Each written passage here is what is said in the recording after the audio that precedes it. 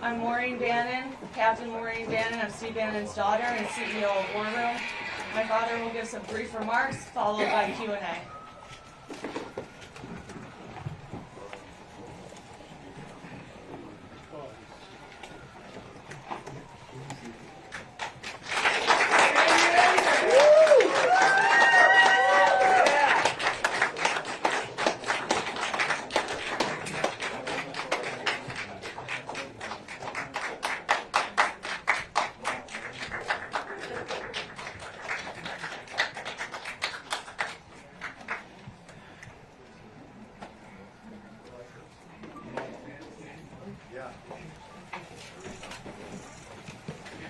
Thank you for coming. You know, I put a, and I think Raheem Kassam has just put it up.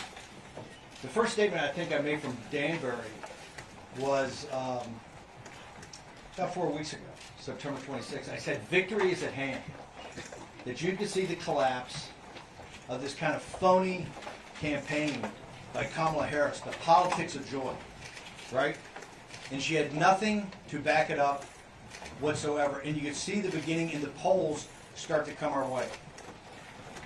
I'm very proud that the War Room has had President Trump's back, and particularly has been the platform for the grassroots movement to have their voice heard. And I said at that time that with the hard work of the Get Out the Vote effort and the election integrity effort, that we were on the cusp of having an incredible victory that could actually be a potential landslide. Now we come to today, and I'm finally out of being a political prisoner by the Merrick Garland, Kamala Harris, Nancy Pelosi regime. Okay, for standing up for my political beliefs against an illegitimate committee in the House that did not have a ranking member, it did not have minority counsel. I went to a federal prison for 4 months. Now, Nancy Pelosi and Kamala Harris and Merrick Garland thought they were going to do two things. Number one, they were going to shut down the War Room and not have that as a voice for the grassroots movement of MAGA in this country. And number two, break me. Well, I think you can see today I'm far from broken. I've been empowered by my 4 months at Danbury Federal Prison. Why was I empowered? Because I was able to listen, to observe, and to learn from working class minorities, young African American men and Hispanic men, and yes, Puerto Rican men, about what their lives are and what the queen of mass incarcerations, which is what they believe that Kamala Harris is. She refuses, and she has refused as Bordazar, to commence any mass deportations of illegal alien or illegal migrant criminals in this country. And today, President Trump with the angel moms actually had to say, we need to set up a form of restitution to reimburse these folks. Kamala Harris, Vice President Harris, as the Bordazar, has refused to do that and continue on the mass incarcerations. Now, President Trump, and quite frankly with the visionary leadership at the time of Jared Kushner, President Trump came with the most significant prison reform bill ever created, the First Step Act. And today, 6 years after, and 4 years into the Biden regime, of which Biden in 2020 promised and committed to dramatically decrease the number of incarcerations in federal prisons, and nothing has been done. Nothing has been done. This is criminal negligence by the highest, at the highest levels of BOP, Bureau of Prisons, and the Justice Department. You have particularly minorities, African Americans, and Hispanic men and their families being broken, rotting in federal prisons, when the First Step Act is very clear of what's supposed to happen, and all they do is get spun and spun and spun. The system is broken. Bureau of Prisons is broken. This is not about Danbury and not about the individual. Many good individuals are working at Danbury Federal Prison. The system of the BOP, the system of the Justice Department is broken. They have weaponized the Justice Department against a political movement, a conservative grassroots movement that's had President Trump's back, and from the dark days of February, March, and April of 2021 is on the cusp of the biggest political comeback in the history of this nation, led by grassroots people, everyday Americans, including, as we know now from the polling, and the reason I said we're on the cusp of a massive victory, she is failing to connect with minority men, Hispanic and African American men. Now, why is that? They understand what the scam is. They understand that this administration purposely let in millions of illegal alien migrants, illegal aliens, to drive down labor costs. The Federal Reserve said it from the very beginning. We're going to drive down labor inflation by getting more unskilled workers here and putting pressure on the lowest skilled sector we have. And they were successful, and they brag about being successful. The minority community understands that. They understand the scam and the con of what Kamala Harris has done. In addition, she has failed to do, for political reasons. The reason the First Step Act is not implemented among minorities is because Kamala Harris and Merrick Garland and Joe Biden in the White House and Nancy Pelosi understand it to be a massive political win for President Trump. And that's why they're failing to do it. They thought they would shut down the war room and take our power away. The show is bigger and more powerful than it's ever been. And please, it's not a podcast. We take the live streaming television show every day and the radio show, and we turn it into a podcast. So, my brothers and sisters at CNN, when you say the podcast number is off slightly, right? It hasn't. We were the largest podcast, but we're streaming. We stream on television, and we play on radio and online. And Nancy Pelosi thought a federal prison was going to break me. Well, it empowered me. God bless you. It empowered me. I am more empowered today, more focused today, sharper today, in better shape today than I've ever been in my entire life. So Nancy Pelosi, suck on that.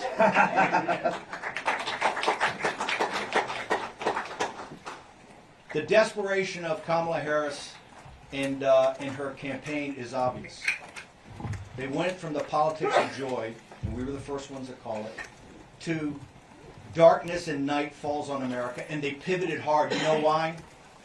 Her incoherent explanation for what the politics of joy is befuddled everybody. So she had to go back to the same playbook. Trump's a fascist. His followers are not deplorables, they're fascist. That they're a danger to the country. Well, you know who doesn't buy this? Working class people don't buy it. And particularly African American and Hispanic men do not buy it. I had a great opportunity at Danbury, and I want to thank the Education Department of Danbury Correctional Institution for allowing me to teach, yes, civics and government. I had, I think, close to 100 students in 3 different classes. The majority of particularly later classes were minority men, African American, Hispanic, lots of Puerto Ricans, lots of Dominican folks in the Dominican Republic. And if you had a chance to read Vanity Fair, the cover story on our populist nationalist beliefs, you can see that it talks about economics. And it talks about the way the system works, the financial system in this country, how it's inextricably linked to the political system.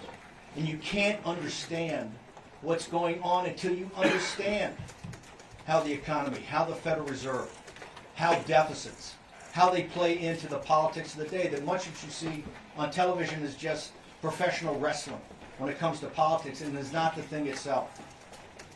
And I can report to you that these young men, most of whom are nonviolent drug offenders that have, quite frankly, a lot of years in prison, these people came to this with a new awakening, and that is the awakening the American people are going through. The system is not only broken, the system is rigged against the working class of this nation. And I saw at Danbury that we're going to move past the politics of race with an intermediate stop in the politics of gender, which is being forced on everybody right now. We're going to get to what is important, and that's the politics of money. And once we get to the politics of money, there's going to be some fundamental changes in this country. I want to thank you folks for coming. I'm far from broken, and I appreciate you guys attending. And I will tell you, if President Trump's grassroots forces combine as we can combine right now, you're going to see unbelievable numbers next Tuesday. However, the Democrats are not going to give up. They just hired Mark Elias. And you only hire Mark Elias, who I think is the toughest election lawyer in the country. You only hire Mark Elias when you want to go to the mattresses. They understand it can't be this at the ballot box. We're going to have a reprise of 2020, where they're going to try to do everything humanly possible to nullify Trump's election and delegitimize his second term. And I can tell you right now that the working class people in this country, the middle class people in this country that support Donald John Trump are not going to let that happen. We'll take some questions. Okay, so please can you introduce yourself before asking your questions. Hey Steve, good to see you. Tim Miller. From the Bulwark. I was listening to your Not a Podcast this morning. Do you have the pukas on today, or we have the pearls? I'm clear. No pearls. Pukas or pearls? No pukas? No pearls or pukas today. Sorry. This is Tim Miller, one of my favorite guys from MSNBC, the Bulwark. Used to be the spokesman for the Republic. When I met Tim as a younger man, he was the spokesman for the RNC. The old RNC. The establishment RNC. The RNC of Mitt Romney, not the RNC of Donald Trump. Go ahead. Long strange trip it's been, Steve. You said on your Not a Podcast today that the fight will continue from November 5th to Inauguration Day, yes, with January 6th being a key part of that. Yes. So are you planning an encore from the last January? No, Jamie 6th? Raskin. I think, Tim, what you ought to focus on is Jamie Raskin. Jamie Raskin saying right now, if they take the House by one seat, that they will go back to their committee report and they will say President Trump's an insurrectionist, that Bannon went to prison, Navarro went to prison, President Trump's been indicted, and they will sit there and go, hey, the Supreme Court may have issued a 9-0 opinion about him being on the ballot, but it doesn't mean we have to sit him as president. This is what they're thinking up right now. Nancy Pelosi gave an interview to Rolling Stone magazine. She said her number one priority is to make sure that Donald Trump is not only not elected, a re-elected president of the United States, but he never sets foot in the White House. Nancy Pelosi and Jamie Raskin right now are thinking about, and they're very open about it, of not certifying a Trump victory on November 5th. And that's not me saying, that's Jamie Raskin what saying. about the Kamala Harris victory? What are your plans for after November 5th with the Kamala Harris victory, the ballot box? We're going to make sure that Kamala Harris doesn't win on November 5th. We're highly confident. We've seen the polls. You've seen the numbers coming in. We're going to, look, we believe in the American system of democracy. We believe that, and the reason we like democracy, we're winning, right? And we're going to win on November 5th. So I do just wonder then, if you're But you do agree with me on Jamie Raskin, that Jamie Raskin's already said they're not going to certify president? I don't agree with that. I do wonder though, you were teaching civics, you're out of prison. I wonder if you're any reforms, looking back on the last January 6th and the fact that you incited a mob that ended That up would be- resulting that in would be- police that would being be- injured. hang I just on, wonder if you hang on, reflected on that or hang not. on, hang Maybe on, you've reflected hang on that. hang You might want to change hang your on. path this time. If you look at what we said, is that as the states requested, 7 states requested, never got to. Yeah, but you a- saw the hang on. outcome. Have you A reflected full, on it? a full, a full review. This is because Vice President Pence didn't handle it correctly. This is because Vice President Pence did not handle it correctly. No change. No, absolutely no change. For the simple reason is that we should have had a review as requested by the states for all 7 states at that time. Tim, thank you very Just much. one question at a time, okay? But Tim, if you want to continue I to have one more. speeches, Has it's good President Trump television. called you since you got out of prison? I got one more. I don't want to talk about personal conversations that we've had a chat. You have talked with former President Trump this morning. We've had a chat. Have you talked about Election Day coming up? I don't want to discuss what we're talking about, but Well, he's for- by the way, he watches the show. He saw the show this morning. The show this morning didn't talk about my time in prison. What it talked about was 2 things. Number one, a massive grassroots effort that's underway, that has to culminate on November 5th, particularly in places like Pennsylvania. It looks like max 15% of Republicans will have voted on the mail-in ballot early voting. Before then, we have to deliver 85% of the people to the polls next Tuesday. He understands that we're the focus and back of people like the Elon Musk of the world and the money he's putting in for his effort, and Charlie Kirk and other independent groups out there that are putting in, that we're driving and lightening the grassroots movement of the Trump MAGA movement to show up next week. That's number one. And number 2, we had Bill McGinley and Mike Davis and others on to talk about the election integrity, the efforts that they're making, and quite frankly, places like Pennsylvania, that looks like the election administration is a little bit of a dumpster fire right now. 4 years ago, you urged then President Trump to declare victory on election night, when you knew all well that there was going to be a decent chance that we would not know No, because hang on. ballots had yet to be counted. Hang on. He went out and did exactly that. Have you urged him to do the same thing on Hang on this a election second, night? hang on a second. When I said that 4 years ago, it was, why did I say that? Why did I say that? Because a guy named Mark Elias came up with a report that 2 individuals, Bill McGinley and Raheem Kassam, helped deconstruct in July of 2020, and he walked through how the Democratic Party was going to steal the election with illegitimate mail-in ballots. They He were said- not illegitimate ballots. They were mail ballots that American voters cast. I And totally, on I election totally, night, by the way, knew we that can it was argue, gonna take a we while can, to be counted. we can Have you adjudicate urged that, hang Donald on. Trump to We do can, the same we thing can this time? argue that. President Trump came up at 2:30 in the morning and talked, he should have done it at 11 o'clock at night in 2020. Are you Okay? urging him He to do should- the same thing? I am urging President Trump, if the votes come in like it looks like they're gonna come in, he should step up and inform the American citizens of exactly what's going on and not keep people in the dark like was done in 2020. So President Trump should step up and walk people through state by state of where these leads are and how these leads came about. We're not prepared. We're not prepared to have in the dark of night all the problems that happened last time. Okay, the 2020 election was stolen. Okay, I will never back off that. And we know that you wanted him to stay on as president. We know that you wanted the electors I didn't want from that. multiple What I states. wanted was You wanted- I wanted the will of the American people at the ballot box to be effectuated. I want the will of the American people at the ballot box to be effectuated. Steve, That's what I want. Steve, hire Steve, Robbie Road Steamer here. I'm wondering when's the next insurrection, and can we storm the Burger King after this? Like, can we do that? I mean, doesn't he look great Yes. now? We were in Danbury the first month together. He looks great. You don't remember me? We were lifting weights and stuff in the weight room. When's the next insurrection? How are we gonna do this and stuff, man? You know what? If I'm leaving, I'm having a good time. He looks like Yoda with AIDS right now. Robbie Road, Steven, no political violence, people. This place sir. smells like Steve, Steve, mothballs. Yes, sir. thank you. Hire Lamborghini, please. Mr. Bannon, in 2023, you called Elon Musk a running dog for the greatest enemy in China that America has ever had. You called him a war profiteer who's sleeping with the enemy and a globalist who would take a check from Adolf Hitler himself. I want to know whether you stand by all of that today. Elon Musk, as you know, Tulsi Gabbard was a Democrat. Robert F. Kennedy Jr. was a Democrat. Elon Musk was a very progressive Democrat. They've all become awakened by the MAGA movement Today, I think he's one of the strongest supporters of the MAGA movement. He's gone through a awakening that I think very few have come. I totally disagree with many of his positions, particularly about the Chinese Communist Party and others.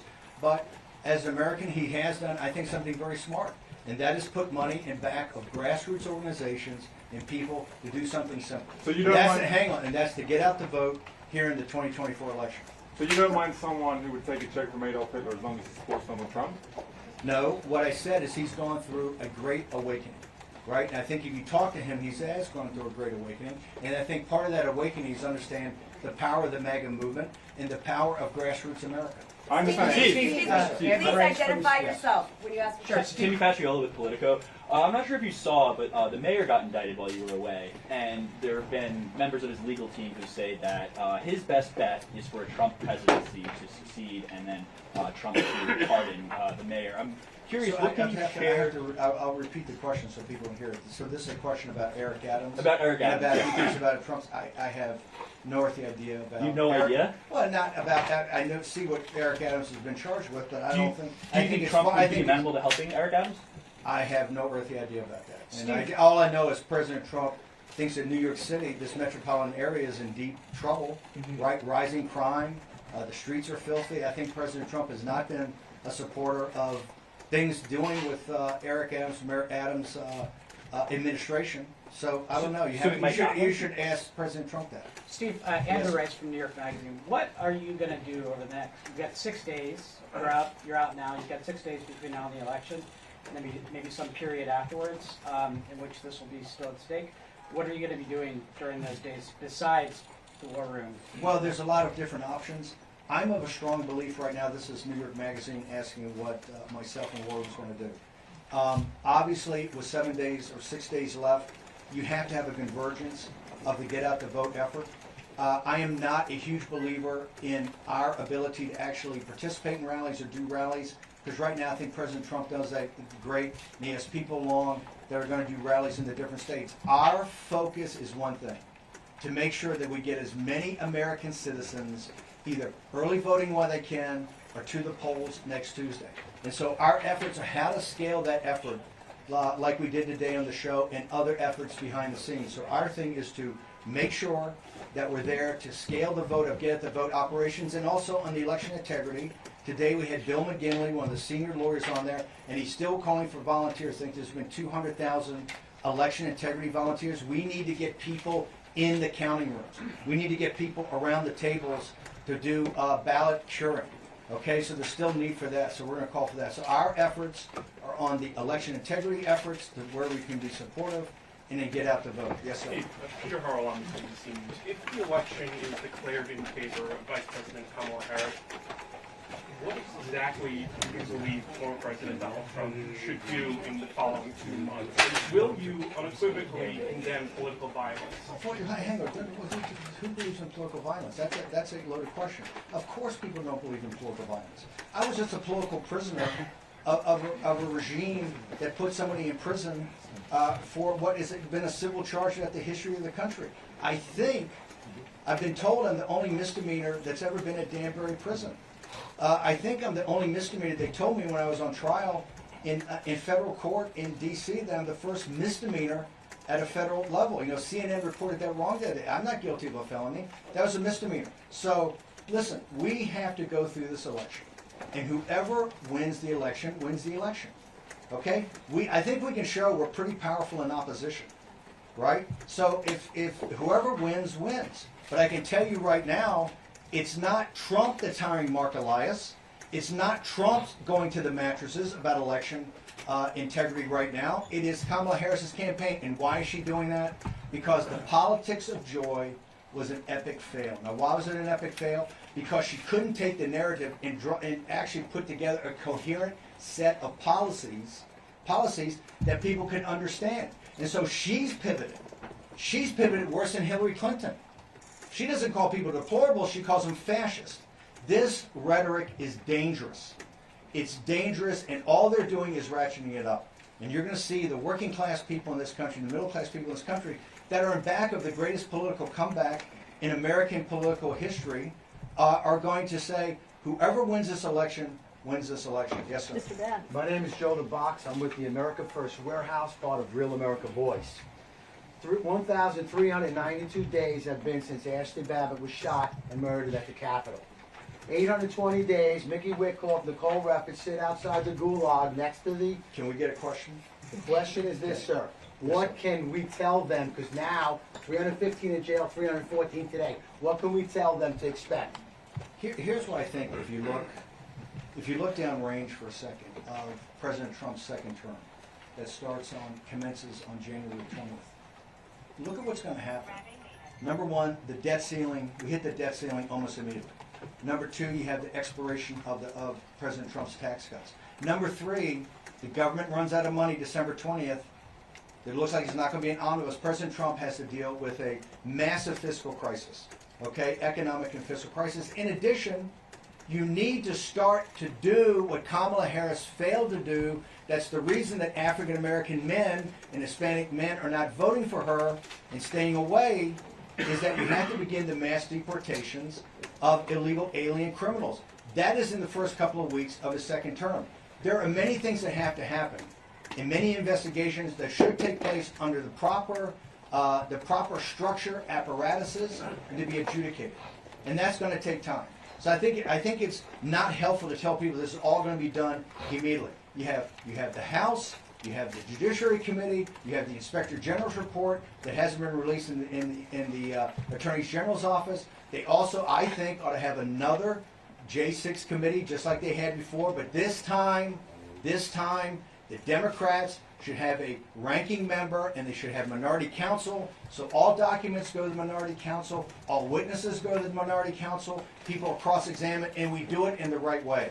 But I don't think that that's going to happen right out of the box because we have such huge financial, well, the reality is we have huge financial and sovereignty issues about what's happened to the borders of this country and what's happening to internally in this country. This is why Hispanics are almost at 50-50 with President Trump. This is why African American men and Hispanic men are not voting for the politics of joy. They see their lives right now are not about the politics of joy. They're about a brutal reality in this country. So I think we have to be very upfront with people of what's facing us and what President Trump and his administration are going to face. And to the degree that we get to those investigations, which we will, it has to be done over time, it has to be done properly, and it has to be done so that the American people see that this was not partisan, that this is not to send Peter Navarro to prison, or not indict President Trump or former president 92 times, okay? Or not to send a guy like Steve Bannon that disagrees with you politically to prison. It has to be done in the right way. Mr. Bannon, Yes, Bernadette Hogan from New York One. You call yourself a political prisoner? If so, why do you think that you were released then a week before the election? Also, we're in New York. Trump just had a rally at MSG. You said you spent time with Puerto Rican men while in prison. Do you think that those comments by the comedians that spoke before Trump, were they racist, and should Trump condemn them? Can I take the first part of the question first, which is why was I released 7 days before? I think the math works out. If you take 120 days from July 1st till today, that's what my sentence was. Remember, the Bureau of Prisons said last week, the Bureau of Prison admitted I was eligible for part of the First Step Act. I should have been out on September 19th, according to the law of the First Step Act. Now, I'm just there on a misdemeanor for 4 months. You have individuals that have been there that are rotting years after their release date, that today don't know the release date for their families. This is destroying families. The First Step Act is not an executive order. The First Step Act is not just some sort of concept. It is a law. And the Justice Department and the Bureau of Prisons are, by criminal negligence, not implementing that law. And they're not implementing that law for one reason.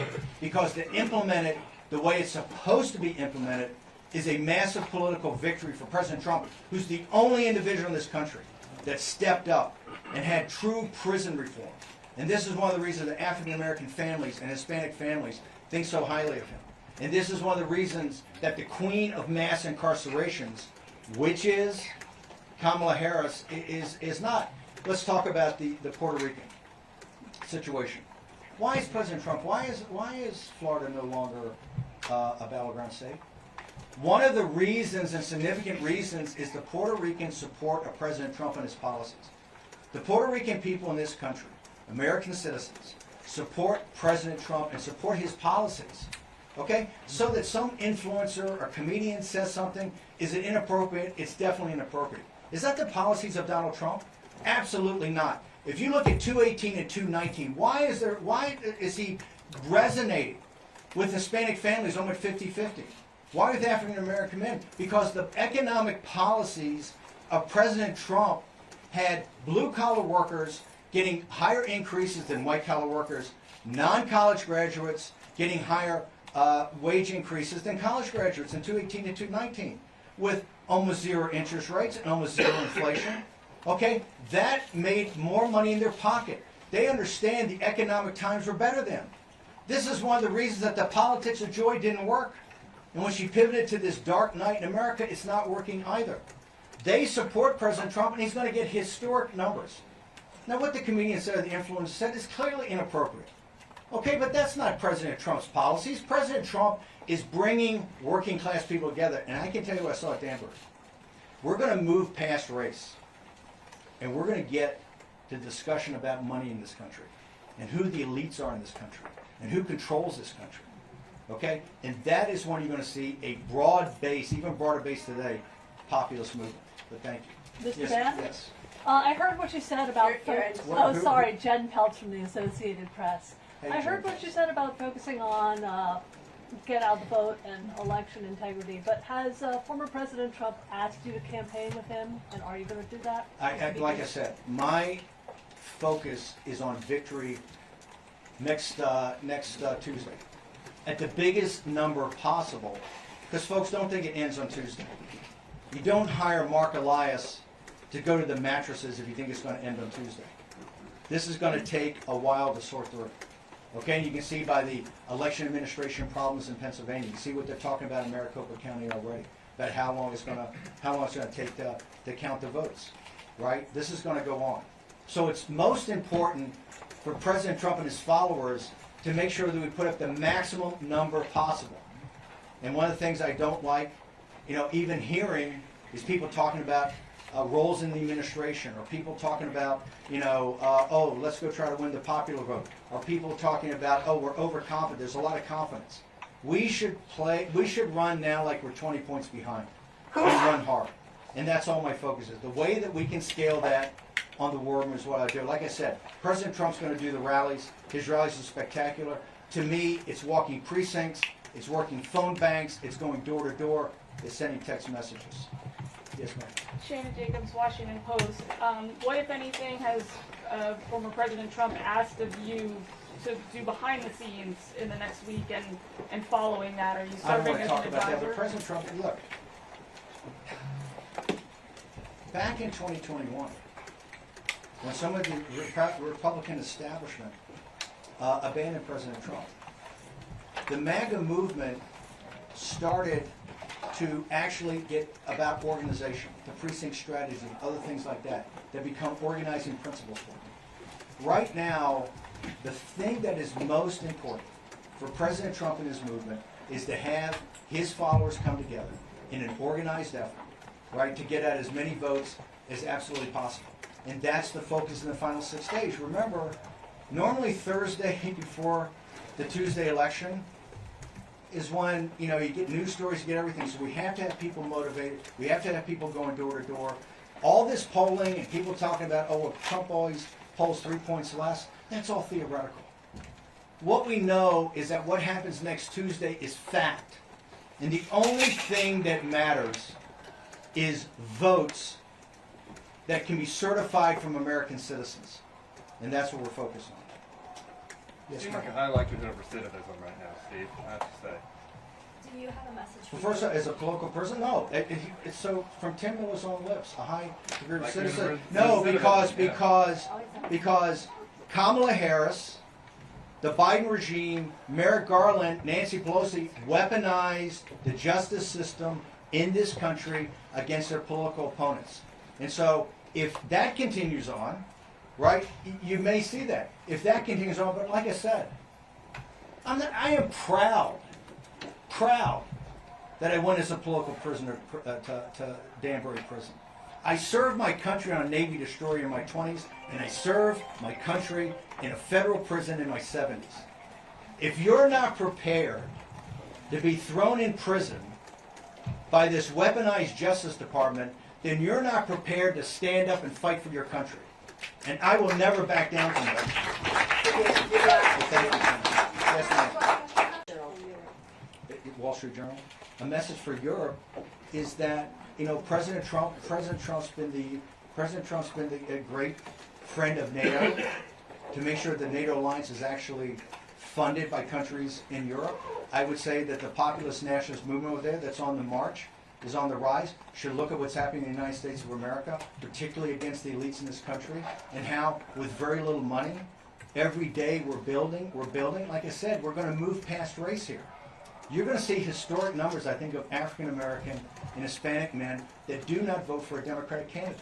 So we can move past these things that held us back in the past and get to the sunlit uplands of talking about power and control and money. Steve, I have a follow-up Yes, to ma'am. that. Mediaset, Italian television, largest broadcaster in Europe. Follow-up is, why is then Europe looking at these elections as if they were their own, and why are they so afraid of a Donald Trump? I'm not sure Europeans are so afraid, but that European elites are so afraid. There's a big difference. There's a big difference. Number one, the European elites, the elites and the wealthy in Europe have not paid their fair share. Right? Listen, our defense budget is almost $1 trillion a year. A lot of that goes into NATO and supporting allies throughout the world. That we need our allies to pitch in, particularly the wealthy allies in Europe. Europe does not carry its weight on its defense. And if Europeans are so concerned about Putin and KGB and the Russians, they're going to have to step up to the plate and be even a bigger part. And President Trump, and Stoltenberg said this, there wouldn't be a NATO today if it was not for President Trump and what President Trump did in assisting NATO to actually start to pay more of its fair share. The European elites, of course they hate Trump because they understand President Trump is a populist nationalist. They understand about what he's talking about is trade. They understand what he's talking about tariffs. They understand he puts American citizens first, and he puts American citizens' economic benefit first. So if I was an elite in Europe, yeah, I would be quite concerned about Donald Trump because, number one, it's going to inspire populist movements throughout Europe to actually get off the dime and start winning elections and winning them big. Yes, sir. Scott with CBS. Can you clarify what you're telling my colleague? What would you encourage Mr. Trump to say on election night before the states are all projected? We say the states are all projected. Well, it doesn't make this about the states projected. President Trump, to me, hang on, should go before the American people. Go before the American people, and I thought he should do it last year in 2020 at 11 o'clock at night, not at 2:30 in the morning, and explain to American people where the voting is, right? Where the voting is and what's to come, what is still outstanding. The American people, quite frankly, were quite confused in 2020. They don't need to be confused today. And I think you're going to see some big numbers from President Trump. We've already know that, though, that Pennsylvania and Maricopa County and others are saying it could take a while, but he needs to explain to the American people early on exactly where we are in the vote. Like analysis? So it seems like you're suggesting that Americans should be ready for this to potentially take a few days to know who the winner is. I don't say that. I believe that Jocelyn Benson in Michigan has said it's going to take a couple of days for Michigan. I believe the people in Maricopa County just said the other day it could take them 4, 5, or 6 days to figure things you out. think that's legitimate? Because 4 years ago on election night, you wanted Donald Trump to declare victory. So what you're suggesting now is different than hang on. 4 years ago. We have made significant changes, and mail-in ballots are not what they were. He told us, Mark Elias told us that on election night you were going to call it what is the red mirage. But just wait 2 weeks when all votes are counted. He didn't say all legitimate votes.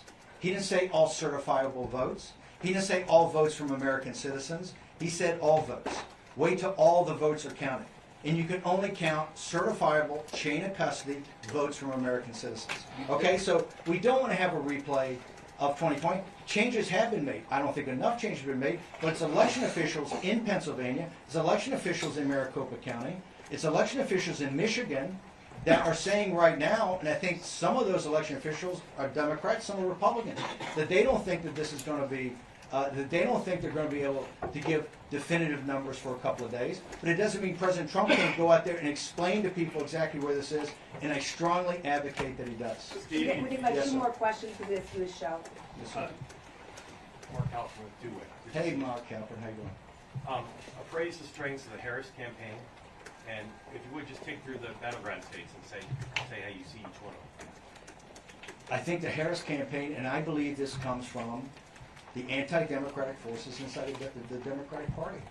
In shifting out, when President Biden was taken off in 10 days off the ballot, it seemed to me at the time that they should have some sort of mini primary so that people like Governor Pritzker and Whitmer and Newsom and Shapiro, whoever else, wanted to jump in here and actually make the case in some sort of period of time up to the convention, could actually go and make a case of what they stand for. She started with this incoherent politics of joy. And she understands that you can't, she wasn't getting traction on this. And that's why she pivoted. She needed to take one or two at most topics like President Trump's Make America Great Again, or President Trump's Secure the Border, or President Trump's Bring Jobs Back from China. Take one or two things that resonate with this country and working class people and drive it every day. You haven't seen that. That's why now she's talking about people being fascists and people being this. I think right now, President Trump, just like in 16, right, we have a chance to win the states we won in 16, North Carolina, Georgia, Arizona, Wisconsin, Michigan, and Pennsylvania, if the grassroots delivers. And I think maybe even throw in Nevada, which we didn't win in 16. I think President Trump could get up to over 300 electoral votes if people are focused today. And I think the Harris campaign it's not focused, and it's particularly not focused on issues that are obviously at the highest levels of the American people. So I think if the job of the grassroots is done, and this is why I'm not sure it's important for me to go to a rally with President Trump or go to a rally with other people, but to do the work that you need to have done to make sure those votes get out there, so that there's no question, even if some things happen on ballot counting over, that we have gotten big enough margins that the votes that were remaining were bigger. We have bigger margins than the votes outstanding remaining. I asked you about her strengths, and you just listed weaknesses. Does her campaign have any strengths? No. I think, for people that align with progressive values, right, I think Vice President Harris has spoken to those values. I don't think she did it in a way that could broaden out to a general election, but clearly, she's Vice President of the United States. She's been a U.S. Senator, right? She clearly has strengths. She's proven that in the past. I don't think she's done it in this regard. And I think some of her strengths, particularly in areas that she should have been in, like in sitting in the Situation Room and knowing this, when Brett Baer asked her a week ago, what is the number one geopolitical threat to the United States? What is the United States' number one competitor on the world stage? And she instantly said Iran. And Brett Baer tried to help her, and he says, well, some people say China. Hint, hint. She says, oh no, Iran. If you say that Iran is the number one, a regional power, is the number one threat to the United States of America, given what the Chinese Communist Party, which is a mortal enemy, not the Chinese people and not the nation of China, but the Chinese Communist Party, a mortal enemy of the United States. If you sit there and want to be commander-in-chief, and you say the number one threat, when you have a chance to back off and say it's Iran, you're not ready to be commander-in-chief. And clearly you haven't learned anything, or anything important, in your 4 years as vice president sitting in the Situation Room. Steve, the greatest conservative TV station in Europe. Yes. I got a question regarding the European issues. The conservatives in Europe view Donald Trump's potential presidency as a whole. I would like to have your comment on that, and I would like you to emphasize on the role of the American polling voters in the swing states. Well, remember, you have conservatives, and then you have populists, and you have nationalists. I think the populist nationalist wing of those conservative parties, I don't think some of the classic conservatives, just like here in the United States, I think there's elements of the Republican Party that don't see President Trump as an answer. They vehemently disagree with us on tariffs. They vehemently disagree with us on things like the U.S. Steel takeover by Nippon Steel, things that a guy like Fetterman would back, right? So I think some of the classic conservatives don't see President Trump as somebody that represents a policy portfolio that would interest him. But I do think that the populace in those countries do, and I do think the populist nationalists specifically do. Polish voters? Okay, so, okay, we've got time for about one more question. Okay, thank you. I'm so glad you're out. So speaking of the money of politics, New York City spends about What organization? Freelance Writer Human Events. Okay. Okay, so speaking about the money of politics, New York City spends around $5 billion on illegal aliens. Do you think that was part of the reason why Madison Square Garden, which has 19,500 seats, had over 200,000 people clamoring to get in, and New Yorkers decked out in MAGA gear? Do you think it's a swing state like Vivek Ramaswamy says? I think that you saw that when President Trump went to the Bronx, right? Remember, the elites in this country, the reason there are 10 or 15 million illegal alien migrants or illegal alien here in the United States, the Federal Reserve said this. And now the Congressional Budget Office is saying it. That they had to break the back of inflation, they had to drive down, they focused on wage inflation. And where did they focus on wage inflation? They didn't focus on the investment bankers, they didn't focus on the lawyers, and they didn't focus on the fat cats in Silicon Valley. They focused on unskilled labor here in the United States, and they were open about it. The Federal Reserve couldn't be more open about it. And that's what happened. Okay, number one. Number two, they tell you now, well, you can't possibly deport anybody, that the GDP has 1% growth because you have another 10 million consumers. The people that are being destroyed by the 10 to 15 million illegal alien migrants are the working class African Americans and Hispanics who are voting for Donald Trump. These people are very smart. And they see their lived experience every day, whether it's in New York City or throughout other major cities in this country and other states, that their lived experience is worse. And their lived experience is worse because of policies of the powerful, the wealthy, and the strong. Thank you very much. I appreciate you so much.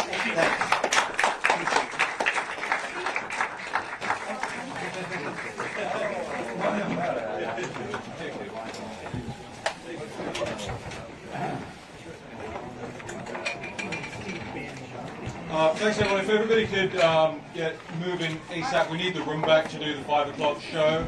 So I know it's tough and I know it's going to be tight out there, but if you can pack down and get out as quickly as possible.